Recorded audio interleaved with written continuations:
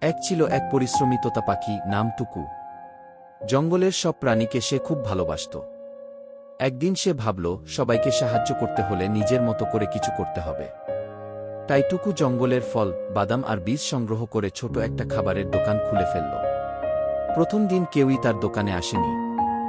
সবাই ভাবল, তোতা পাখি আবার খাবার বিক্রি করবে কেন?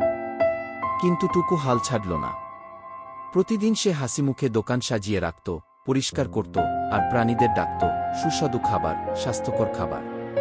একদিন এক বানর তার দোকান থেকে ফল খেল। সে অনেক মজা পেল এবং সবার কাছে টুকুর দোকানের কথা বলল। ধীরে ধীরে হরিণ, খরগোশ, গিরগিটি সবাই আসতে লাগল। টুকুর দোকান জমজমাট হয়ে উঠল। টুকু কখনো অতিরিক্ত দাম নিত না। সে বলতো, খুব পরিশ্রম করলে সুখ সবার মাঝে ভাগ করা যায়। সময় গড়াল। টুকু এখন জঙ্গলের সেরা খাবারের দোকানের মালিক। সবাই তাকে ভালোবাসে কারণ সে পরিশ্রমী, সৎ এবং সাহায্যকারী। পরিশ্রম করলে একদিন সফলতা আসবেই।